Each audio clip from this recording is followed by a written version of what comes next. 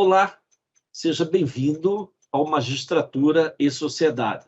Para este encontro, recebemos o professor pós-doutor Edson Benedito Rondon Filho. Nosso convidado possui pós-doutorado junto ao Departamento de Letras Modernas do Instituto de Biociências, Letras e Ciências Exatas da Universidade Estadual Júlio Mesquita Filho. Também é doutor em Sociologia pela Universidade Federal do Rio Grande do Sul, na linha de Violência, Criminalização, Cidadania e Direito, com estágio doutoral junto à Universidade da França, em 2013. Também é mestre em Educação pela Universidade Federal de Mato Grosso. É docente do curso de Direito da Faculdade Católica Rainha da Paz e docente colaborador do mestrado em Sociologia na UFMT. É membro do grupo de pesquisa Violência e Cidadania da Universidade do Rio Grande do Sul, bem como integra os grupos de pesquisa em movimentos sociais e educação do Instituto de Educação e também o Núcleo Institucional de Estudos da Violência e Cidadania, ambos da UFMT. É sócio fundador do Instituto Brasileiro de Segurança Pública e associado do Fórum Brasileiro de Segurança Pública e também do Instituto Histórico e Geográfico de Mato Grosso. Olá, professor Edson. Olá, muito obrigado pelo convite, estamos à disposição.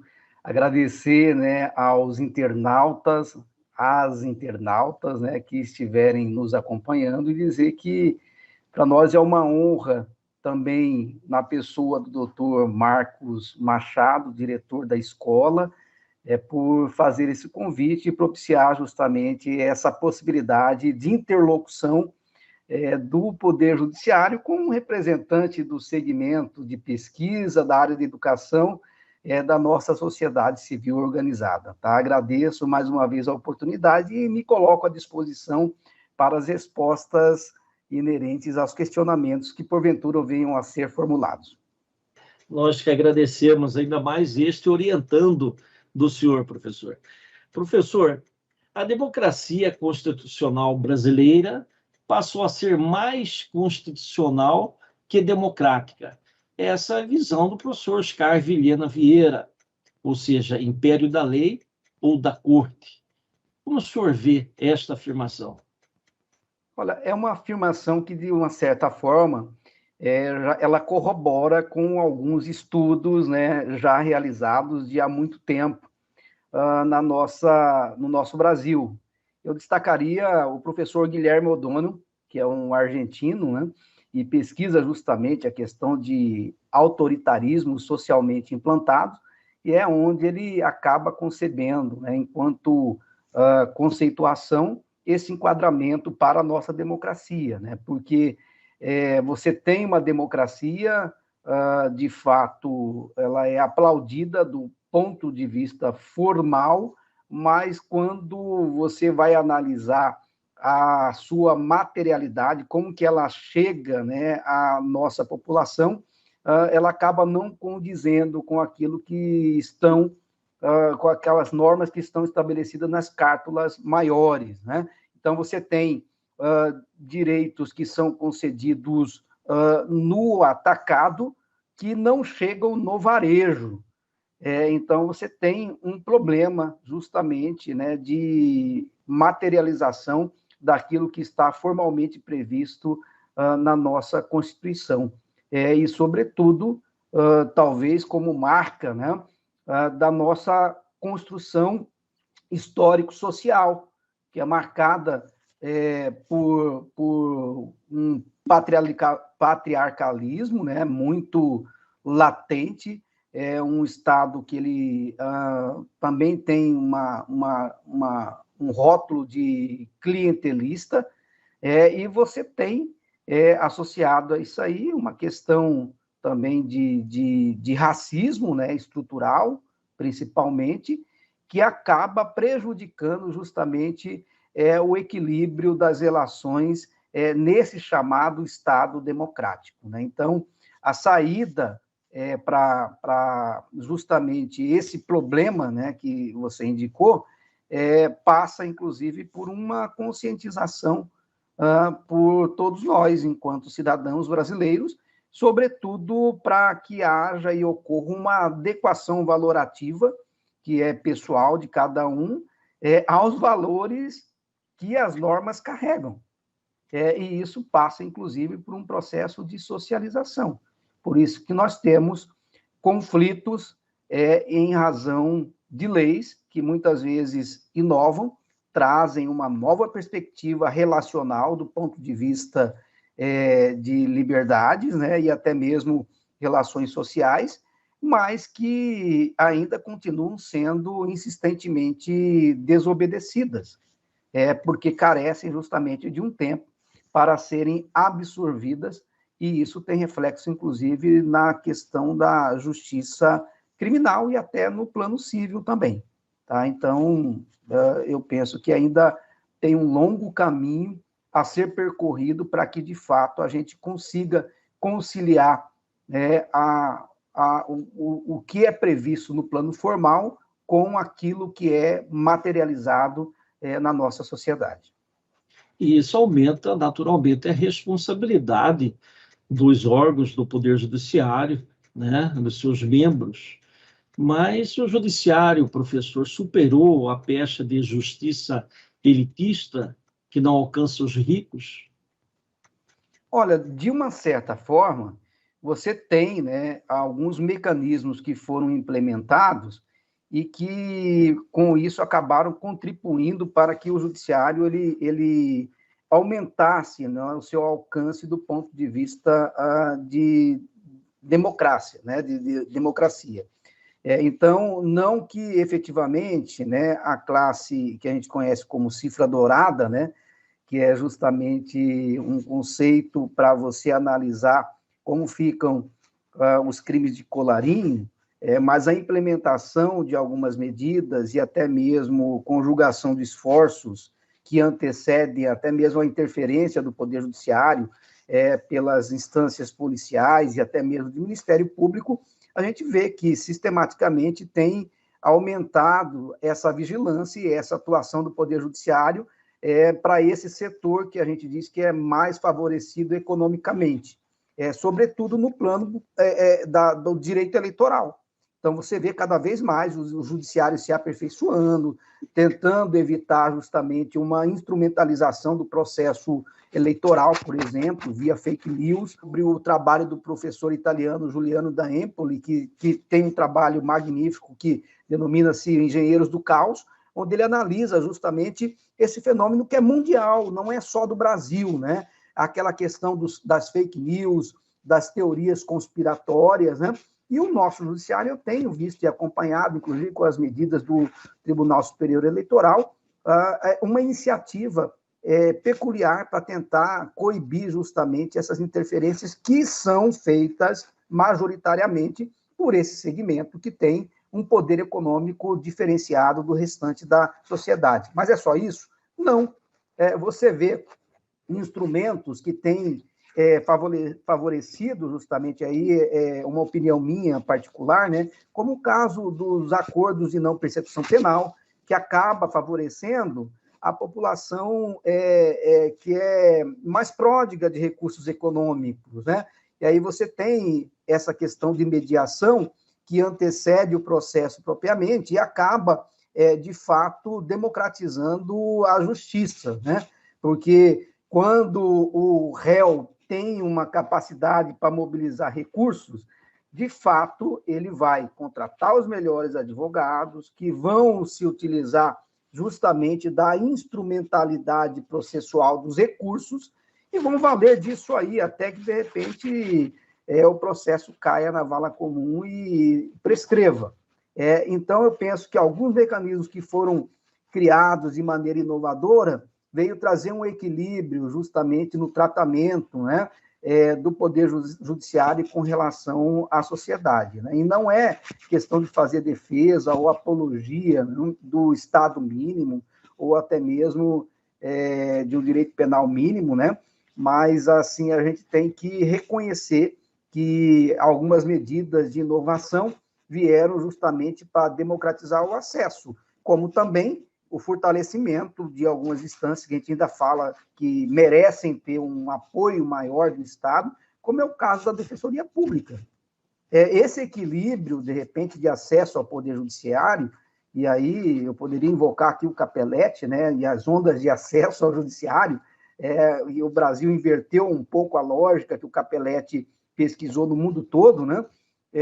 As defensorias cumprem um papel fundamental para ter esse equilíbrio de acesso ao Poder Judiciário e de democratizar. E não só isso, nós temos outros exemplos, como é o caso que a gente, às vezes, vê muita crítica, né, de judicialização da política, mas eu vejo, às vezes, com um ponto muito positivo, porque o judiciário acaba restabelecendo a ordem democrática naquilo que, às vezes, é subvertida por instâncias políticas e dentro daquilo que a gente conhece como os regimentos das casas, né, legisladoras, legislativas, que acabam até mesmo ofendendo e agredindo a nossa cártula maior, né, a nossa Constituição. E o Poder Judiciário tem um papel fundamental para restabelecer o equilíbrio dessas instâncias. Então, eu penso que tem muito a se fazer, né? Você poderia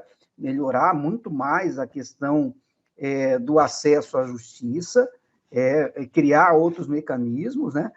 Mas, assim, o judiciário melhorou muito se a gente for comparar com décadas passadas. Tem muito a melhorar? Tem, mas já melhorou muito, viu? Essa é a minha opinião. O senhor tocou num assunto e num ponto central, né, do que vivemos, inclusive, atualmente, diante até dos contornos constitucionais do próprio Poder Judiciário, professor. A informação instantânea substitui o sentido da própria história. Daí o problema inerente às fake news. Mas num mundo globalizado e interligado, é possível mitigá-la, combatê-la? E o Supremo Tribunal Federal está conseguindo? Olha, é uma pergunta, como que eu posso dizer assim, né? Complexa, mas eu vou tentar responder com base, inclusive, até no meu pós-doc, né? Eu acabei indo para a área de letras, mas fiz uma análise discursiva. E eu retomo justamente isso, né? Qual é o papel do fato em razão das fake news? E nessa linha, eu tenho que o fato sempre prevalece.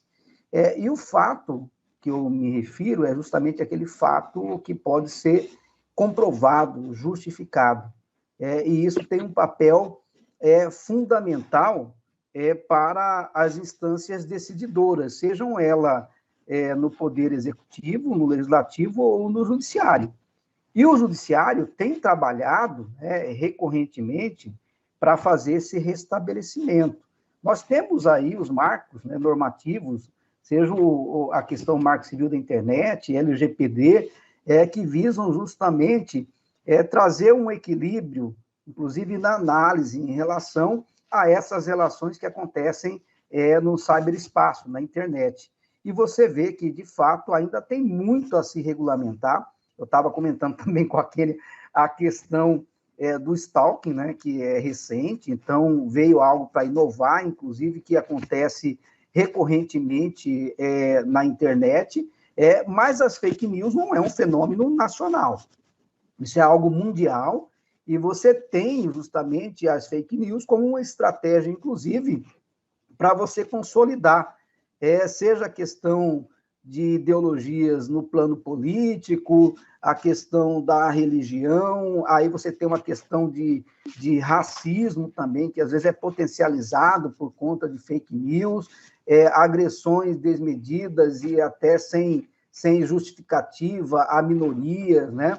Por questão de gênero, por questão de orientação sexual. Então, é algo que deve ser combatido, e eu tenho visto isso nas instâncias judiciais. Então, você tem justamente, é óbvio, um marco normativo que acaba engessando ali o que a gente chama de livre convencimento do magistrado, mas que, de certa forma, né, te dá parâmetros para você assim, se socorrer às vias judiciais e ter, de repente, um direito atendido, né? É óbvio que aí é uma crítica, às vezes, assim, o reconhecimento desse direito passa por provas que, do ponto de vista de quem está pleiteando o reconhecimento do direito, às vezes carece de questão econômica, né?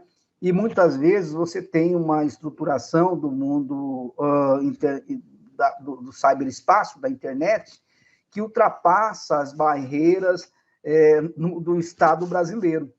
Então, você tem uma limitação, né, que é territorial. Então, para se ter uma ideia, às vezes você tem um problema de fake news de algum site, mas o site não é hospedado no Brasil, tá? Tem um DNS que está nos Estados Unidos, está lá na Ásia, está na Europa, entendeu? E aí você tem, de repente, o registro do site, o nome de laranjas. Então, tem uma série de coisas assim que, quando você vai para o processo propriamente, fica de difícil comprovação, e você tem também a questão, por exemplo, né, de direitos e garantias constitucionais que são postos na balança, e aí você tem um marco regulatório do Poder Judiciário que acaba, às vezes, pendendo contra a própria vítima do fake news. Você tem a questão da liberdade de expressão, de opinião, da imprensa,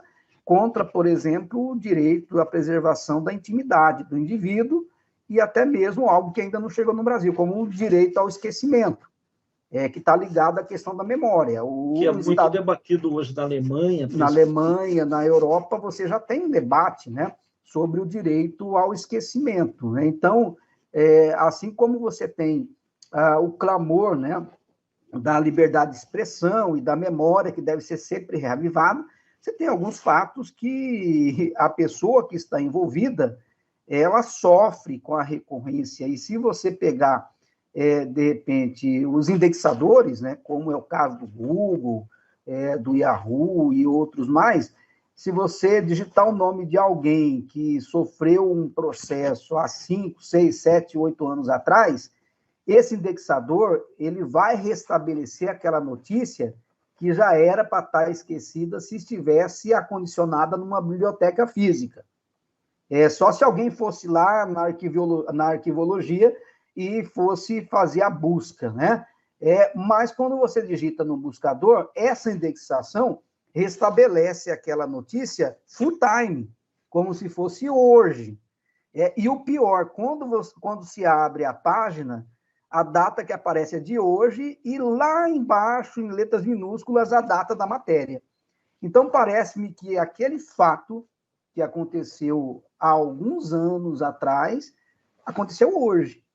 E a pessoa, às vezes, ela acaba sendo punida, prejudicada e tem que entrar na justiça para fazer valer o seu direito de desindexar dos buscadores. Então, é algo muito complexo que a gente ainda não chegou no meio termo, acho que ainda vai muito tempo para ter, de fato, uma regulação apropriada desse campo que eu considero como terra de ninguém, que é a internet, que o que a gente convive aí no dia a dia é só a superfície, que a gente fala surface internet. Então, você tem abaixo da superfície um mundo todo obscuro, né, que você tem a darknet, onde você tem justamente um campo propício para as diversas ordens de crimes que pode acontecer, desde tráfico de órgãos, de seres humanos, venda de drogas, de armas. Aí você tem a questão das fraudes, né, a questão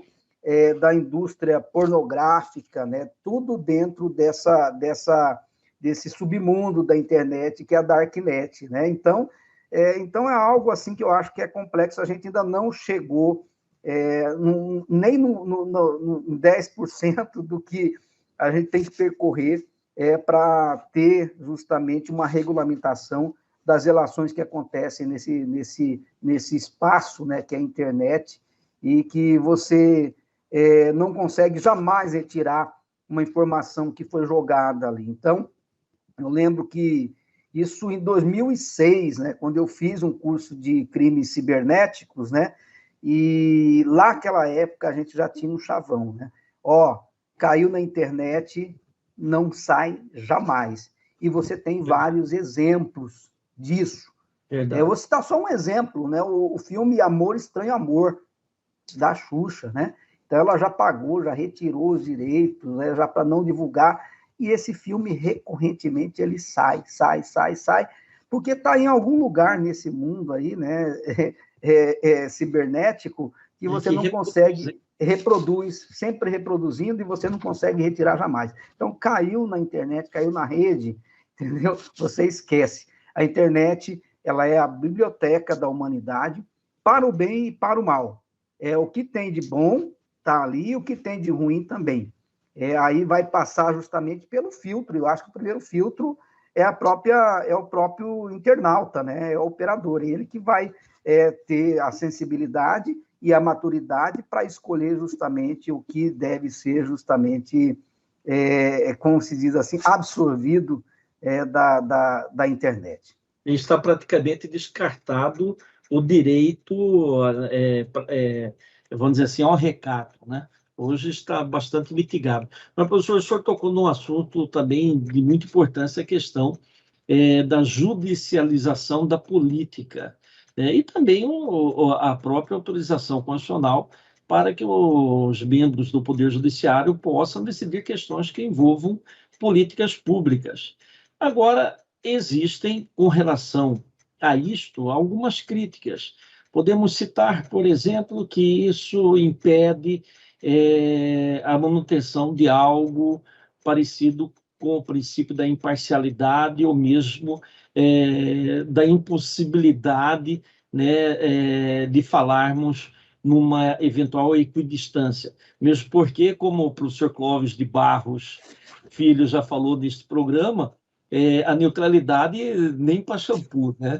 E neutralidade não existe. Então, mas essa crítica existe, né? E também não só nesse sentido, como no sentido da legitimidade. O judiciário não vem do voto popular, seus membros são técnicos, não há uma democracia desse processo, por assim dizer, nesse processo de escolha de seus membros, uma ampla democracia. E a discussão envolve também se há, por parte dos juízes, um preparo no decidir dessas questões políticas, preparo pessoal, inclusive, direcionado às ciências humanas e sociais, para que eles possam gozar do privilégio de terem sucessos nessas demandas que envolvem essas questões mais sensíveis da sociedade. Como o senhor avalia tudo isso? Olha, isso é um grande caldeirão, né? De embates, porque a gente tem que analisar, eu penso assim, né? E aí, numa linha bem kantiana, né? Onde você tem a autonomia do sujeito em contraposição à heteronomia das regras, onde você tem aquela questão da conformidade, do dever, da boa vontade. E eu traria justamente assim o que é fato e o que é o direito para cada situação. Então, a gente não pode generalizar e achar que, por exemplo, o juiz não tem maturidade para decidir em algumas questões, até porque, via de regra, se for algo decidido em primeiro grau, você tem a possibilidade de recurso ao segundo grau, que é formado por eu poderia assim dizer, por um conselho de notáveis. São magistrados, são desembargadores que estão no segundo grau, representam, né, de uma certa forma a sociedade, porque você tem ali desembargadores que têm origem no Ministério Público, desembargadores que têm origem na OAB, que aí vem a questão da representação social em si, de um operador do direito, né, e você tem o magistrado de carreira ali compondo justamente esse corpo que vai decidir em última instância. Então, eu penso que, do ponto de vista de maturidade, de experiência, de capacidade técnica para decidir a respeito, não se tem nem questionamento a respeito. É óbvio que você tem ali, mesmo que não demonstrada, explicitamente nas decisões, você tem os alinhamentos políticos, ideológicos, as perspectivas religiosas, que todos nós carregamos. Não tem como eu dizer que a minha socialização, a minha vivência, né, as disposições que eu incorporei ao longo da minha existência não vão interferir nas ações que, eventualmente, eu venha a exteriorizar. Isso também passa, inclusive, pela questão da magistratura. Então, a questão de experiência e capacidade técnica para decidir, eu penso que isso aí com algumas exceções, é fato já ultrapassado. Então, de fato, tem. Agora, a questão da relação, aí é um outro problema, porque você vai ver, você tem pessoas que entendem que aí tem uma interferência, inclusive, de poderes, a questão da autonomia, independência administrativa, de um poder que não pode ser, como se diz assim, modificado por outro poder, inclusive ofendendo, né, as proposições montesquianas, quando Montesquieu concebeu justamente a tripartição, mas o Montesquieu também ele fala, né, que a organização é por competência.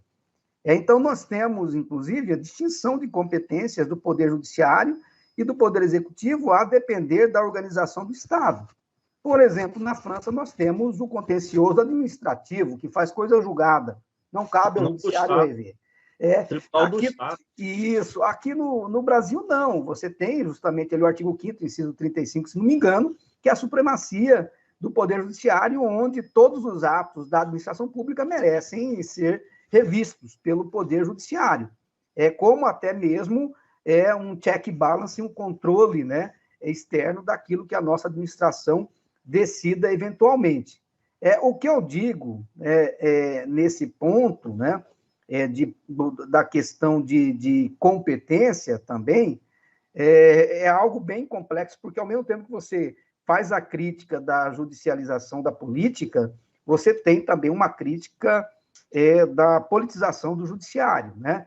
Então, você tem esses dois fenômenos que caminham lado a lado, e especificamente no que se refere à questão da judicialização da política, algumas questões, isso aí, na minha opinião, merecem interferências, até porque você tem conhecimento de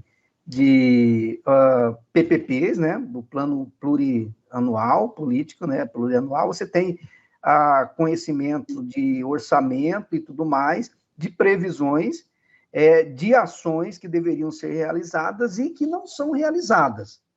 E você vê, de outro lado, uma população carente que clama por acesso a algumas ações de políticas públicas e tem esse acesso negado, normalmente pelo poder executivo, nas instâncias municipais, estaduais e até federais.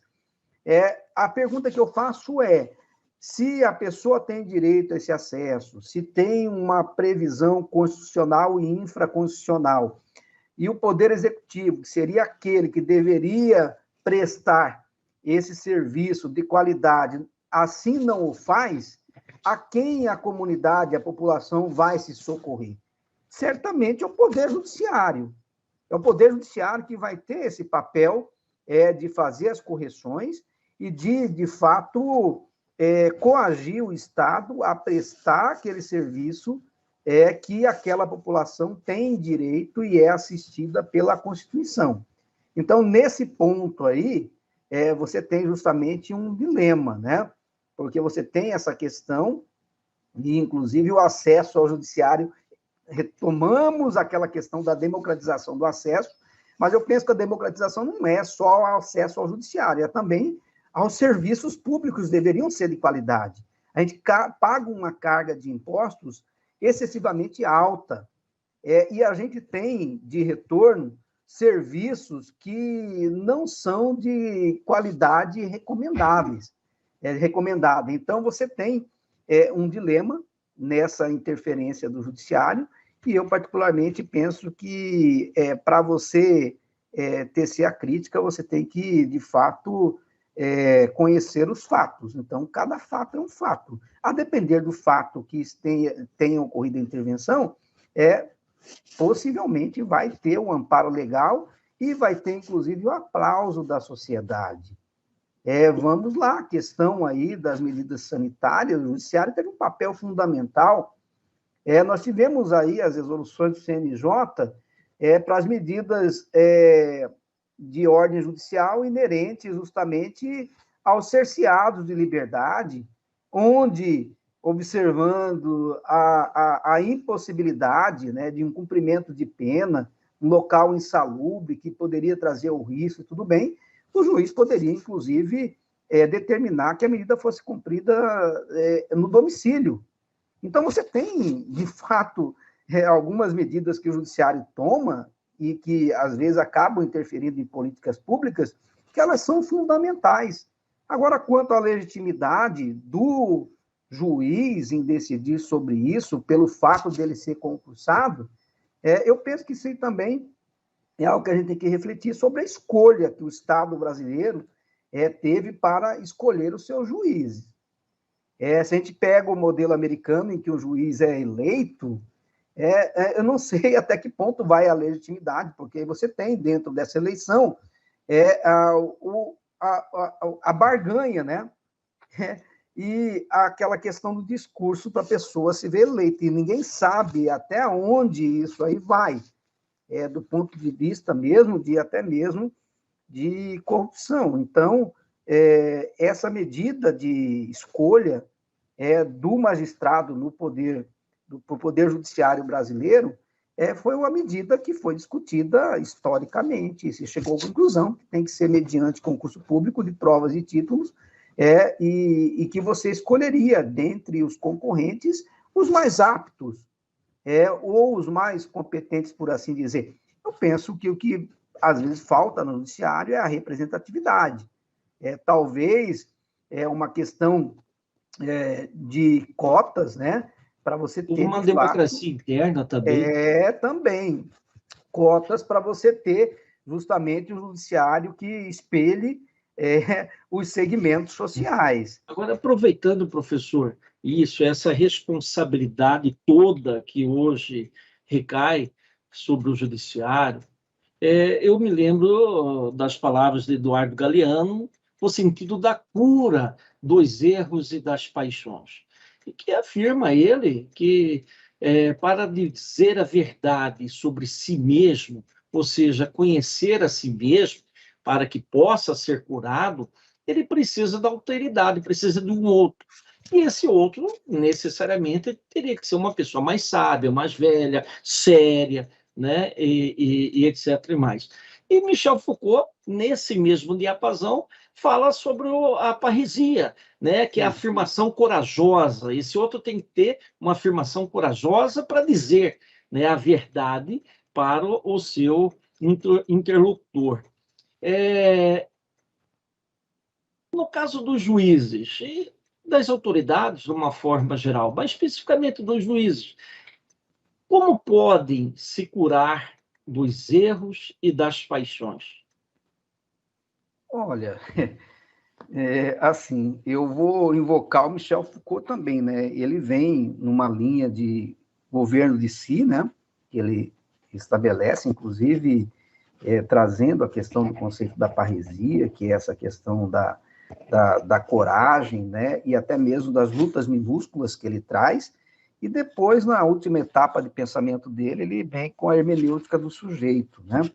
Talvez para tentar resgatar aquilo que muitos o acusam, né, de morte ao sujeito, do ponto de vista conceitual teórico, né, já que a ênfase dos estudos do Foucault é no plano discursivo, tanto é que ele é considerado um pós-estruturalista, né?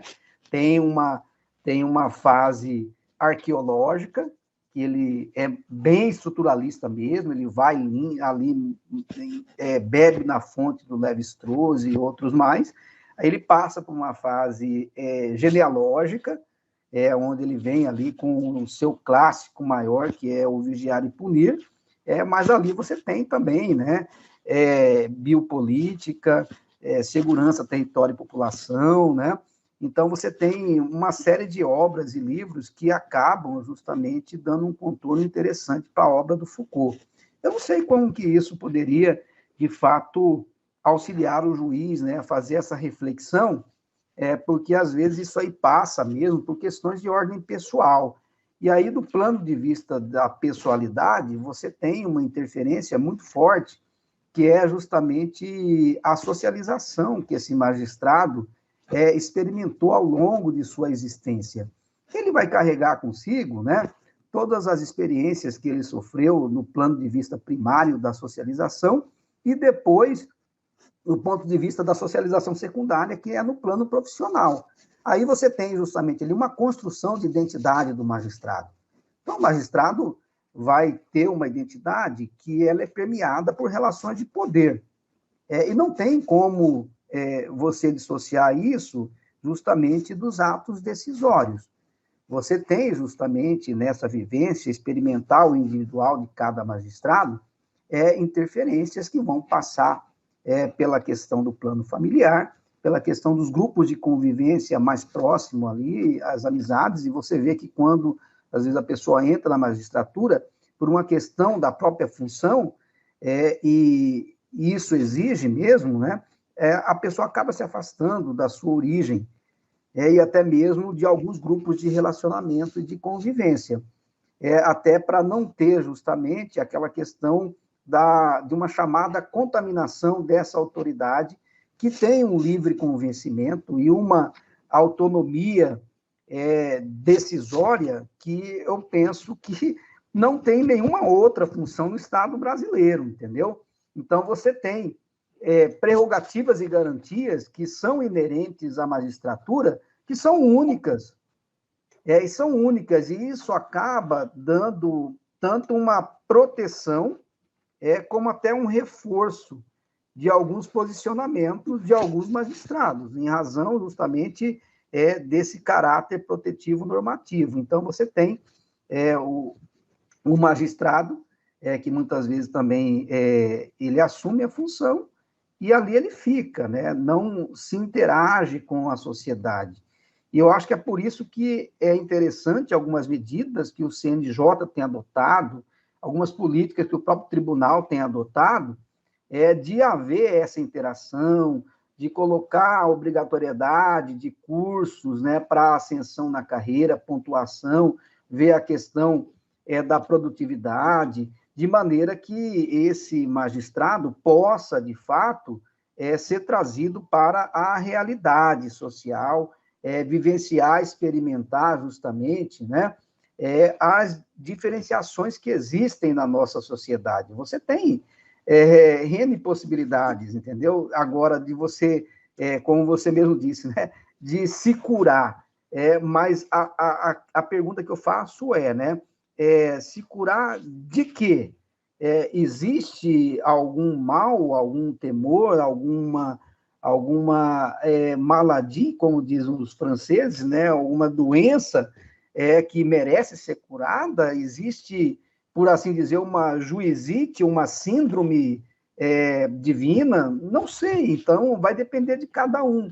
Então você tem, às vezes, assim, e isso não tem muito a ver com idade, né? A gente observa em toda a sociedade. Às vezes você tem magistrado que podem não ter muita idade, mas são extremamente perceptivos. Isso vai de cada um, né? Até da Cada um, formação, cada ambiente, formação. né? Lar, o tipo de leitura, né, professor?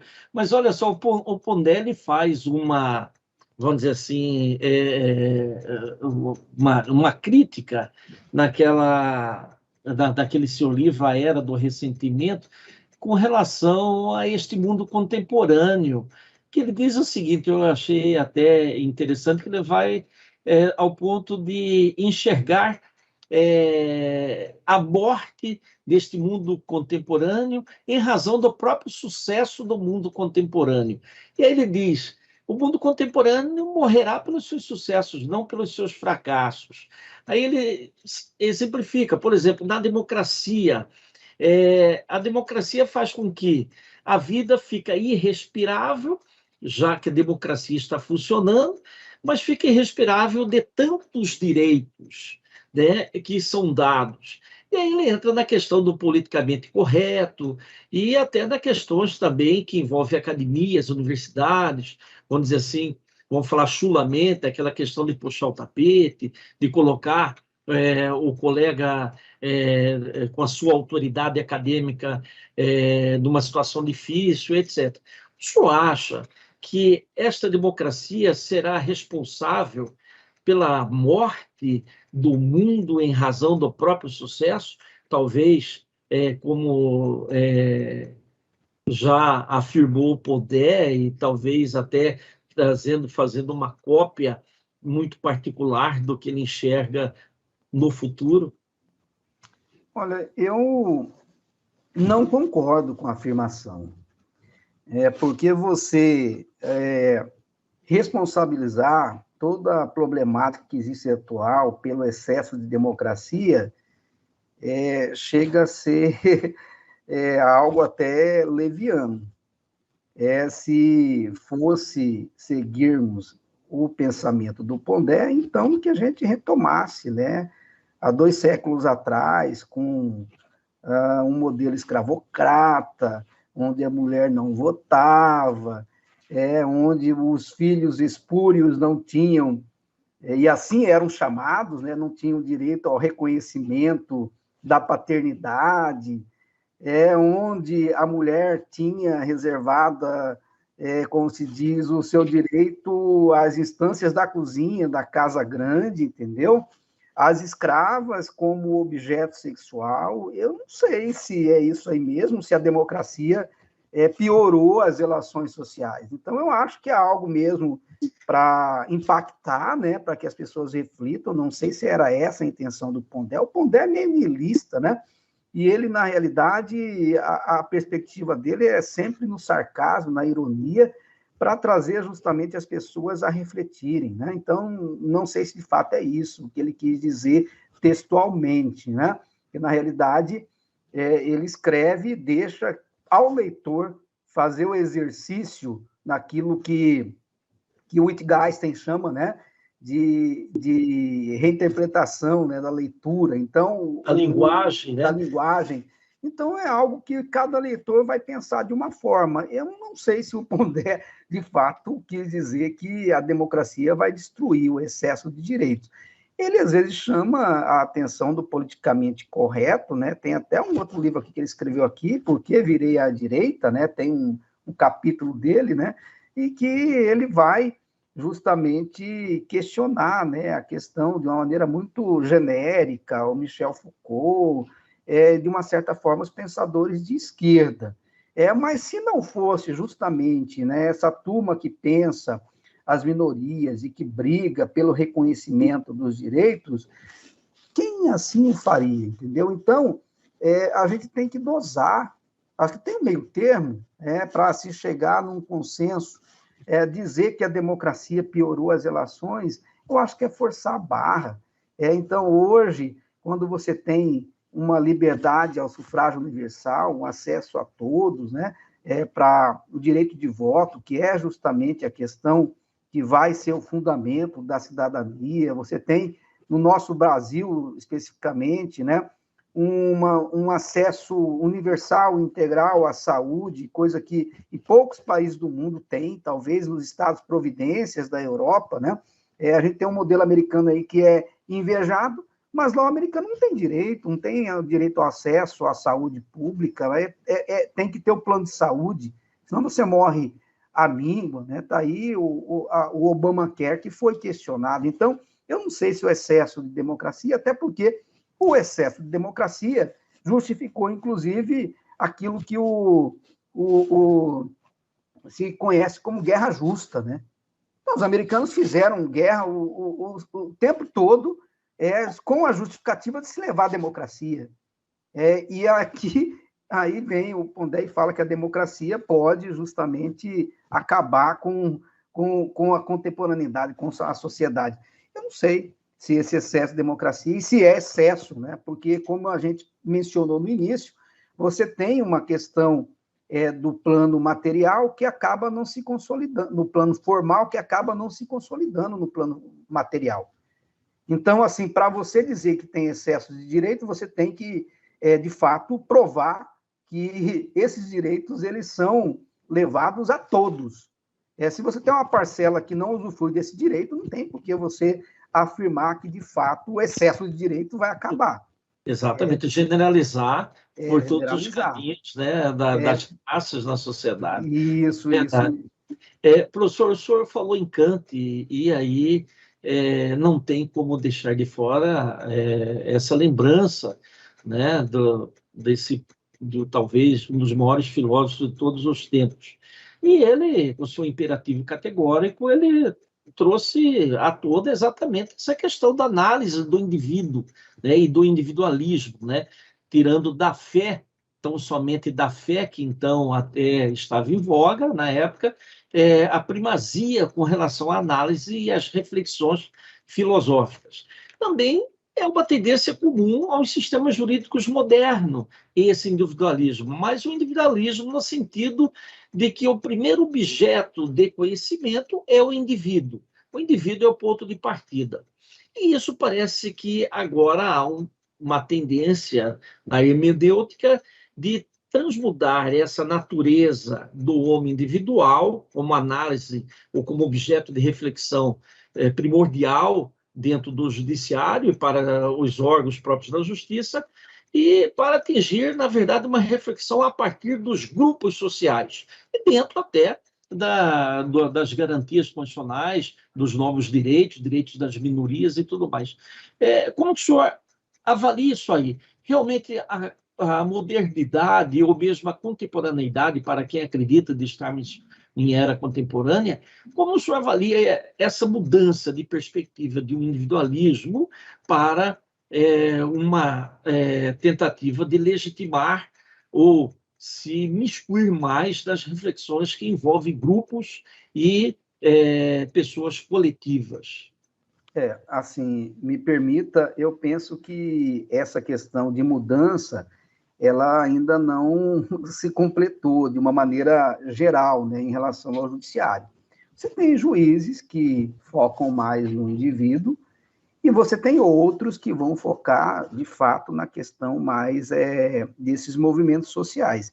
É por isso que tem as linhas, né, do direito alternativo, do direito achado na rua, né, por assim dizer, que a gente tem acompanhado desde a década de 80, 90, né, você tem a perspectiva da criminologia crítica, né, sobretudo na ótica do professor Juarez Cirino, né, Nilo Batista, que é da escola carioca, né, de pensamento criminológico.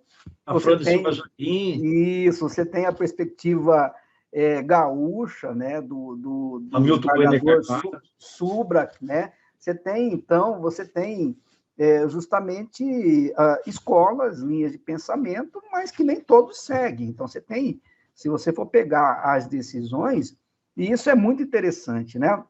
Quando você pega as decisões, você vê a questão da diferença, né, de linha, de escola, de pensamento, e que acaba, às vezes, sendo nivelado na segunda instância.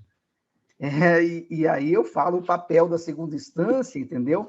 Ela é fundamental, que ela acaba estabelecendo, né, uma linha de pensamento, aí que vai justamente a falta às vezes, de democracia no acesso à justiça, porque, às vezes, quem está demandando em primeiro grau, e aí pode ser na instância civil ou criminal, assim, teria até razão se recorresse ao segundo grau, mas por falta de recurso, ou às vezes até mesmo falta de conhecimento, não recorre e muitas vezes acaba perdendo o direito pela decisão de primeira instância. E aí está tudo interligado, não tem como a gente desconectar a questão do acesso democrático, né, ao judiciário, dessas perspectivas mesmo, do indivíduo ou da sociedade, que vai passar. O duplo grau de jurisdição faz parte do devido processo legal. Do devido processo legal, e tem esse papel fundamental justamente de correção. Então, às vezes, se tem uma crítica, né, que as instâncias superiores são mais conservadoras e que a primeira instância, ela inova e que tem um papel principal, fundamental, para justamente aperfeiçoar o direito, mas quem tem que aperfeiçoar o direito é a realidade social, são os valores, né? E falando sobre essa realidade, professor, a lógica, nós sabemos que é uma estrutura estática, pois indica exclusivamente o que é, o ser, e não o vir a ser, que é um campo objeto próprio do direito. O judiciário está preparado para o vir a ser do futuro, o vir a ser, considerando que o que é pode não ser no futuro, bem rapidinho, porque já vamos pelas nossas considerações finais. Tá, ok. Eu penso que essa questão do vir a ser é algo em permanente construção. Então, ninguém está, de fato, 100% preparado. Nós estamos, a todo momento, nos ressignificando, nos construindo, e a cada etapa da vida, e aí eu sigo muito o pensamento do Bernard Lahire, do homem plural, né? Então, não existe nada estático. Então, a gente está em movimento perpétuo, e a cada tempo que você vivencia, experimenta, né, experiencia, você tem novas disposições que vão ser incorporadas e podem alterar justamente a sua marcha futura. Então, o judiciário que hoje não o será amanhã, até porque você tem novos concursos, novos juízes, nova realidade, novas regras, novas formas de relações. Você tem tutelas que antes estavam no plano público, que migraram para o plano privado, e, portanto, não vai ser o mesmo judiciário. O judiciário vai estar, como Heráclito já dizia, né? Como se fosse a água do rio. Não vai ser a mesma água, não vai ser o mesmo tudo está em movimento. Tudo em movimento, entendeu? Então, eu penso dessa forma, e isso que essa iniciativa da Escola de Magistratura adotou faz parte desse processo de aperfeiçoamento contínuo e perpétuo, né, do judiciário. Então, o judiciário está caminhando, tem muito a se aperfeiçoar, e é por isso que essas iniciativas elas são fundamentais e fenomenais para ajudar nesse processo, até para ter uma interlocução e se possibilitar justamente, né, a percepção. É óbvio, ninguém quer aqui consenso, né? O Nelson Rodrigues já falava, toda humanidade é burra.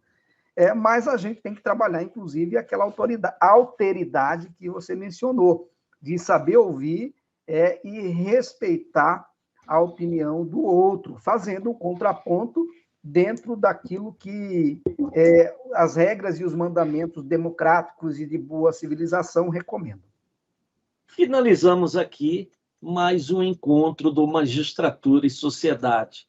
Um proveitoso bate-papo com esse brilhante professor, pós-doutor, Edson Benedito Rondon Filho. Obrigado, professor, pela sua gentileza em participar do programa. Aproveita agora o momento para fazer as vossas considerações finais.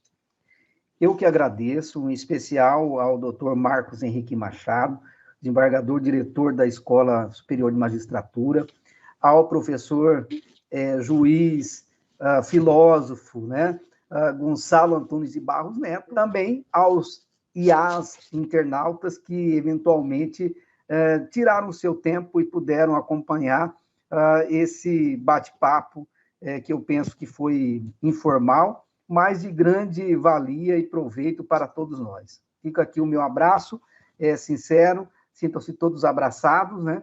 E até uma outra oportunidade. Agradeço também a toda a nossa equipe técnica. Até o próximo programa. Obrigado.